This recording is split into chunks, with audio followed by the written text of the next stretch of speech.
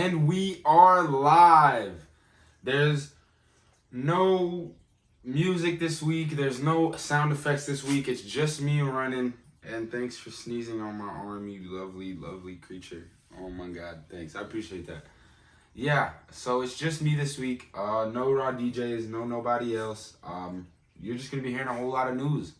We're doing a two-week episode. So, and by that I mean I'm filming for 2 weeks in one episode, which means I was lazy last week. I'm sorry. No, I'm sorry. Can't do it all. All right, let's just jump straight into it. We got some Week 7 and 8 NBA news. Brooklyn has been hot since they lost to the Cavs. They lost those back-to-back games to the Cavs, and then now they're the third in the East, and they're chilling, and they have the best offense in the league. KD, Harden, and Kyrie will take time to kind of just like mesh and kind of figure it out, all of that good stuff. Just they all play iso ball. So when you have 3 players on a team that all just love to play isolation, it's tough. So that's going to take a while to kind of mesh and to get everybody assimilated to each other, and we'll probably win a lot of games. Beal is the first player ever to lose 10 straight games with 40 plus points. First player in NBA history, Bradley Beal.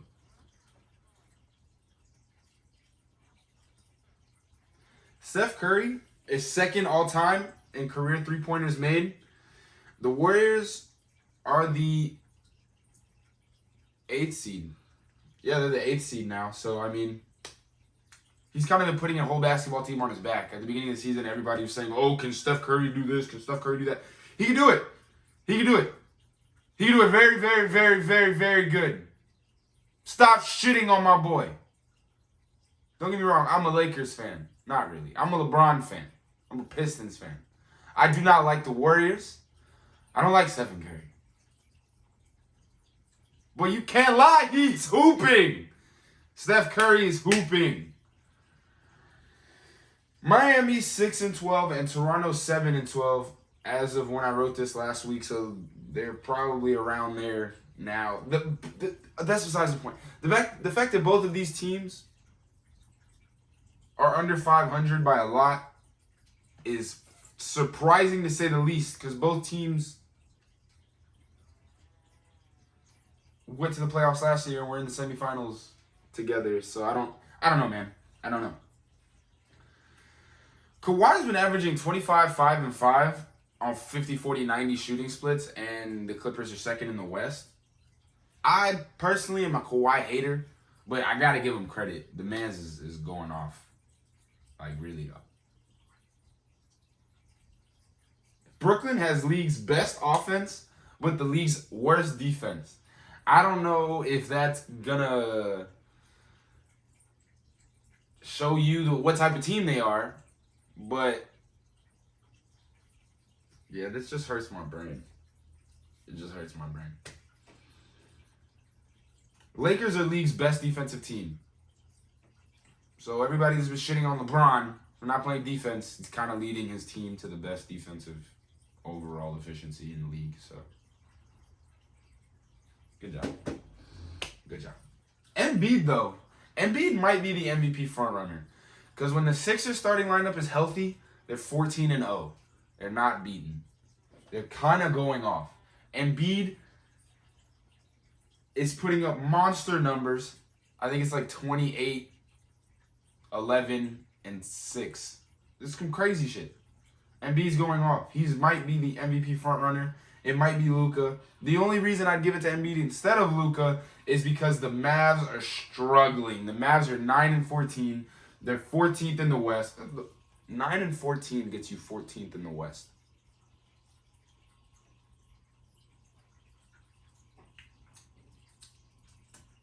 Houston's 7-4 since the Harden trade. 11-10 overall. They're sitting 10th in the West. But I think what people fail to realize is that they lost 3 straight after the Harden trade. So they lost 3 straight, as you would when you lose your best player. And then since then, they've gone 7-1. The Houston Rockets are far, far above and beyond a better team now that Harden's off the roster. John Wall said that they like playing with each other, that they're playing for each other. You know what that is? That's a good basketball team. That's a scary basketball team. Watch out for the Houston Rockets, man. The Warriors are the 7th seed behind Curry's comeback season. I'm telling you, this man's is going off. The Magic were actually in the top 5 in the East before Markelle Fultz tore his ACL. And now they're the same old Magic that they've been for the past however many years since Dwight left. And that sucks because, you know, you got to feel for Markelle. You got to feel for the Magic. I don't know, man. Basketball is beautiful. Basketball is kind of terrible sometimes. The Pistons are the worst team in the league with a 5-6 record. We have not beat any West opponents. So, yeah. Utah is sitting at 17-5. They just came off an 11-game win streak. They just snapped that. Of course, they lost to the Nuggets. But they have the league's best record. And Utah's going off, and it's kind of Donovan Mitchell's fault. Rudy Gobert's doing his thing, as usual. Mr. Double-Double. Yeah, let's go look at some NBA All-Stars. The All-Star game's coming up. Players have voiced their discomfort with an All-Star game and their disappointment with the NBA trying to hold an All-Star game, but it is what it is. They're going back to the East versus West format. No coaching, no captains this year. Let's just get into it. I think the starters for the West are going to be LeBron, Dame, Luka, Jokic, and Kawhi. I think the starters for the East will be KD, Beal, Harden, Giannis, and Embiid. I think the bench for the West is going to be Steph, Paul George, AD, Brandon Ingram, Donovan Mitchell, Zion Williamson, and CJ McCollum if he's healthy. If he's not healthy, it's going to be De'Aaron Fox. The bench for the East is going to look like Kyrie Irving, Zach LaVine, who's been having a monster season, Jaylen Brown, Jason Tatum, Trae Young, Vucevic, and Sabonis. And yeah, that's just pretty much that's my NBA All-Star picks. Zach LaVine's been going off. Jason and Jaylen from the Celtics, they've been going off. They're going to give the Celtics their duo of All-Stars. Donovan Mitchell's been leading the Jazz, so I have to put him in there. Yeah. That's pretty much it. Sorry, these are the most unorganized notes I've ever written in my life. Let's just jump into the UFC. Yeah, I think the NBA is pretty much done. Let's go into the UFC. We have a lot to talk about with the UFC this week because I missed reporting the card, and now there's an upcoming card. And the reported card that I missed had so much shit go down that I need to talk about everything about it. So let's just get right into it. UFC 257, McGregor versus Poirier. Starting with the prelims, Marcin Prachnio, UD's Khalil Roundtree. I thought Khalil won the fight. That might be controversial. That might be the Fight Island judging. Juliana Pena, rear naked choke Sarah McMahon in round 3. She kind of had an easy fight. She was just manhandling that girl. Good job, Juliana Pena. Brad Tavares gets a unanimous decision over Antonio Carlos Jr. You know, I kind of said Brad Tavares was like washed up, and I mean, I still stand by those statements. Antonio Carlos Jr. kind of had a terrible performance. Brad Tavares had a great performance. Congratulations, Brad Tavares. Arman Tsarukyan, UD's Matt Frevola. It was a good fight. I'm not going to lie to you. Yeah, that's all I have to say about that.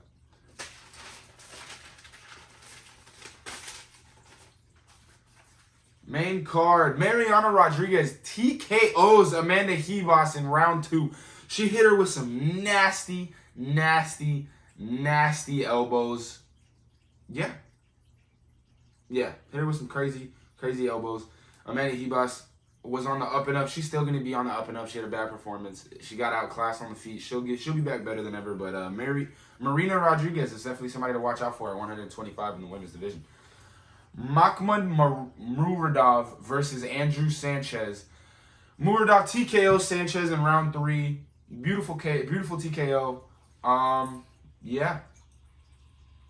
Muradov has some work to do if he wants to keep making waves in the UFC, but he's on the up and up, and I think he's going to be fine. Joanne Calderwood, UD's Jessica I. So Joanne kind of just went in there and called the shot. She just outclassed Jessica I on the feet, gave her everything she could handle, and a bag of chips. Michael Chandler makes his UFC debut and absolutely KOs, knocks out cold Dan Hooker. Not cold, but damn. In round one, that gets it done. Michael Chandler puts on a phenomenal performance, then calls out Khabib and the entire rest of the lightweights, as you should after you KO somebody in UFC debut. But this leads me to the biggest surprise of the night. Dustin Poirier KOs Conor McGregor in round two. So it started with the leg kicks. Conor McGregor even said it started with the leg kicks. Dustin Poirier was chopping at the front leg. Kind of turned it into mush. Conor McGregor had no answer for it. And Dustin Poirier walks out with a KO victory, a $50,000 KO bonus, and whatever he got paid just for fighting Conor McGregor. Dustin Poirier, welcome to 2021. This is the year of the diamond. Dustin Poirier will be the UFC Lightweight Undisputed Champ by the end of the year. Nobody else is going to do it. It's going to be him. Which leads me to what happens next in the UFC Lightweight division. An essay by Carlos Ojeda. I'm kidding. It's a fucking list. What do I look like writing a damn essay? So here are your top 10 lightweight rankings from 1 to 10. Dustin Poirier, Justin Gaethje, Charles Oliveira, Michael Chandler, Tony Ferguson, Conor McGregor, RDA, Dan Hooker, Paul Felder, who's supposed to be retired, and Diego Ferreira. Here's how I would do this. With that information, I would do a UFC lightweight tournament in 2021, and my matchups would be number 8 versus number 5, Dan Hooker versus Tony Ferguson. Number 10 versus number 7, Diego Ferreira versus Rafael Dos Anjos. Number 1 versus number 3, Dustin Poirier versus Charles Oliveira. And number 2 versus number 4, this might be the matchup I'm most excited about. Justin Gaethje versus Michael Chandler. And then Conor versus Nate 3 because that's awesome, but I wouldn't throw them into the lightweight tournament. I would just make that fight. But yeah, that lightweight tournament, those 8 guys are absolute monsters. And yeah, yeah, that's pretty fire. I'm not going to lie to you. If the UFC puts on a lightweight tournament, those matchups would be absolutely amazing. Let's get into the upcoming UFC, and then we'll just cover the NFL, right? Yeah, man. Upcoming UFC. We're only going to do the main card. I don't really want to talk about it's just a fight night. It's UFC Fightnight Overeem versus Volkov. Let's just jump right into it. Diego Ferreira versus Beneil Dariush. I'm going to go Diego Ferreira by KO. I think he's on a different level right now than these guys. And I just put him in my lightweight tournament, so no way I'm going to have him lose before the lightweight tournament even starts. So yeah, I'm going to go Ferreira over Dariush by KO. Cody Stamann versus Askar. I don't know, man. I don't know shit about Askar. He's a last-minute replacement for Cody Stamann after somebody had to be pulled due to COVID-19. I want to go Cody Stamann, but I don't know. Askar is just a cool name. I'm going to go Askar by UD. I feel like he can wrestle. There it is. Alexandre Pantoja versus Manel Kape. I'm going to go Pantoja by KO. He's ranked 5th in the world. The other dude's not ranked at all. Flyweight's really, really stacked. So for you to be 5th in the flyweight division is crazy to me. I'm going to go Pantoja by KO. Michael Johnson versus Clay Guida. This damn near might be fight of the night. I'm finna go... Who? I don't know if I want... I don't know. I'm going to go Clay Guida. Clay Guida, unanimous decision. I feel like Michael Johnson comes out strong but fades. Clay Guida just goes to scrap every single time. You're not going to get him out of there to the first unless you choke him out. Michael Johnson's a striker. I'm going to go Clay Guida, unanimous decision. Yeah. And this brings me to the last 2 fights of the night, which I believe you could have put the co-main where the main event is, and I wouldn't have even been tripping. Corey Sandhagen versus Frankie Edgar being 3 rounds is absolutely disgusting. This should be a 5-round fight. This should be a main event. This should be something that we're talking about more in depth. Corey Sandhagen versus Frankie Edgar will be a fantastic fight. Frankie Edgar is Frankie Edgar. Corey Sandhagen is the new up-and-comer at 135. Got put away by Aljo, but now he came back with his own submission of his with submission of his own, and now he's looking to kind of start riding a new wave into the title picture.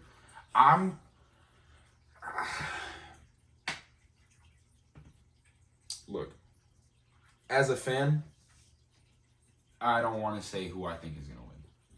But as the host of the podcast,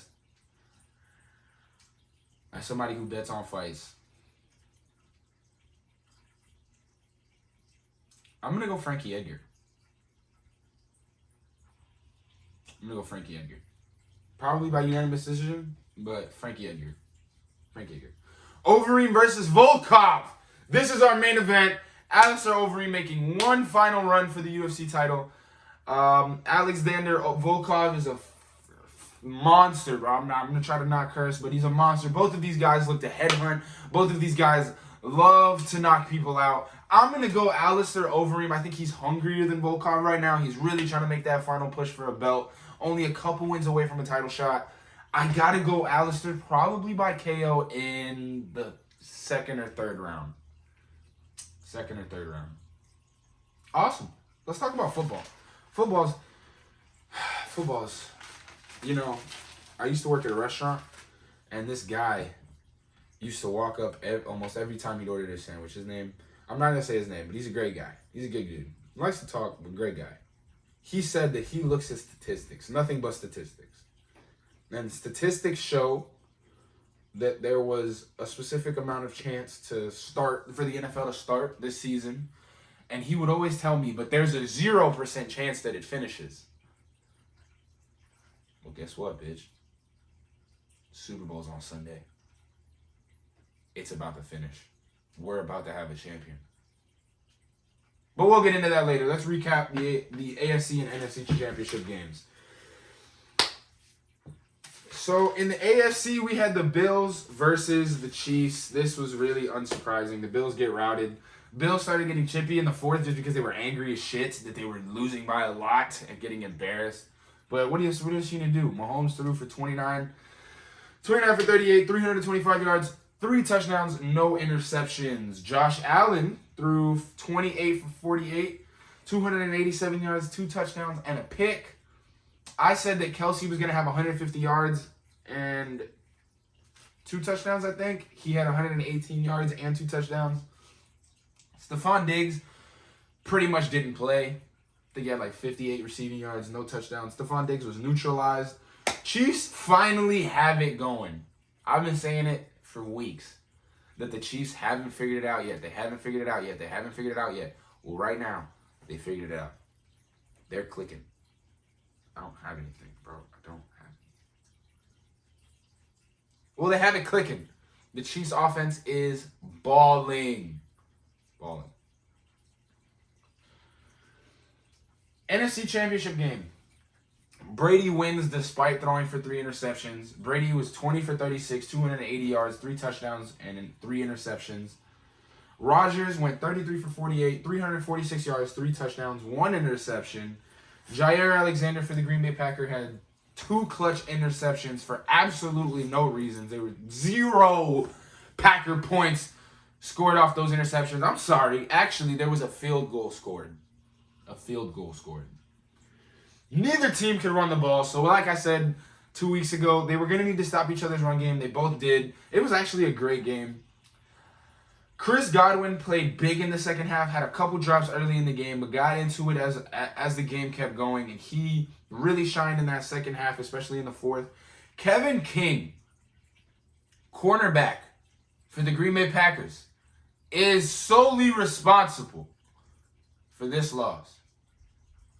Look at every play, every big play that the Buccaneers made. Every single big play the Buccaneers made. There's a green jersey around the ball with the number 20 on it looking stupid. Every single time. Kevin King couldn't cover a cough. My boys was trash.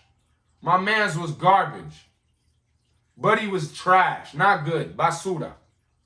Kevin King should be cut by the Green Bay Packers. Because if it wasn't for Kevin King, I wholeheartedly believe that they would have won that game and they'd be going to the Super Bowl. But it's Tom Brady. And I have to listen to everybody talk shit that Tom Brady's the GOAT again for another year. Let's just get into some Pro Bowl news, man. There's not a Pro Bowl game this year. They're doing a virtual thing where Madden and a whole bunch of like different events. Pretty cool stuff to watch. Yeah, man. Let's get into the NFL news, man. Deshaun Watson actually puts in his second official trade request to be traded out of Houston. That's good. We're going to get into some trade scenarios after this. But Aaron Rodgers is uncertain of Packers' future. They're going to keep him, but they're going to pay him more than he's already being paid, which is ridiculous. But he deserves it because he is going to win MVP this year. And he should be going to the Super Bowl, Kevin King. Steelers signed Dwayne Haskins. I think this is them just kind of moving on from Big Ben, trying to find who their identity moving forward. Is it Dwayne Haskins? I feel like he has a lot of potential. I feel like he needs to work on himself, and hopefully Pittsburgh is the way to go. The Lions traded Stafford to the Rams for Jared Goff, 2 first-round picks, and a third-round pick. So I don't know when the next time the Rams are going to pick in the first round. Probably under like that. It's got to be like 2027 or some shit like that, because they keep trading first-round picks like they're nothing. Trying to win now, get a Super Bowl now. They trade Goff away, which I think is good. Stafford is 100% the better option in my eyes. And yeah, watch out for the Rams next year, man. Because Matthew Stafford, just watch. Matthew Stafford might fuck around with MVP next year. I'm saying it now, in January, so you don't call me a bitch when I'm saying it in November. All right, Deshaun Watson trade packages. So I think these are the 3 most likely destinations he's gonna go to. So I did those. San Francisco, they would get Deshaun Watson, and Houston would get Jimmy Garoppolo, the 13th pick, a 2021, and a 2022 second, and a third-round pick in the 2022. Then the Jets would give up Darnold, the number 2 pick, a 2022 second and third-round pick. And then last but not least, the Miami Dolphins would give up Tua, the number 3 pick, a 2022 first-round pick, and a 2023 late-round pick. Yeah, those are, I think, the trade scenarios we're most likely looking at. I do wholeheartedly believe that Deshaun Watson will end up a Dolphin, which is awesome for me. Even though I'm a Tua believer, because I don't believe in your franchise guy being drafted and then you just shitting on them from the beginning. He didn't play bad. He won us a lot of games. We were 10-6. Here's my problem with Dolphins fans. The Dolphins aren't good at football, ever. They're never good. Being a Dolphins fan, it's miserable. Being a Dolphins fan sucks. But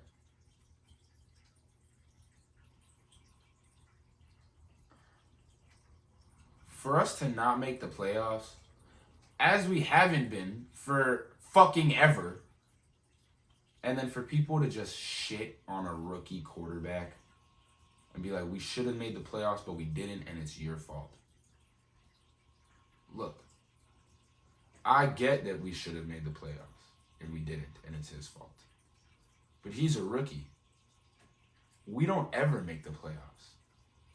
Because we're close, we're just going to forget that we're not supposed to anyway, and shit on this 21, 22-year-old kid? No. If we don't trade for Deshaun Watson, the Dolphins are still going to win a Super Bowl with Tua Tagovailoa at quarterback. Within the next 5 years, I promise. He'll still be on his rookie deal. And if we do end up trading for Deshaun Watson, awesome. Great. I love Deshaun Watson. I think he's one of the best quarterbacks in the league. But if we don't trade for Deshaun Watson, I'm happy with Tua. I'm happy with Tua. But yeah, I hope we trade for Deshaun Watson. Anyway, let's move on. We're going to talk about the Super Bowl really fast. Super Bowl 55, Kansas City versus Tampa Bay. Both teams need to stop the run, just like in the NFC Championship game. Both teams need to stop the run. They cannot let Clyde Edwards-Helaire or Leonard Fournette going on either side of the ball. So, both teams need to stop the run. Kansas City's secondary needs to force Brady to make mistakes. They need to do a good job disguising coverage. Because if he's able to figure out early and often what you're in, it's going to be a long night for you. Tampa Bay needs to take away the deep ball from Kansas City. They need to force Kansas City to throw the ball short to medium. They can't let them get over the top, because if you let Kansas City go over the top on you, they're going to keep going over the top on you, and then you're just going to lose the game by a lot of points. COVID's hitting the Super Bowl hard, bro. Like, the barber for the Kansas City Chiefs tested positive for COVID, and there were 20 players, including Patrick Mahomes, in line waiting to get a haircut when the test results came in.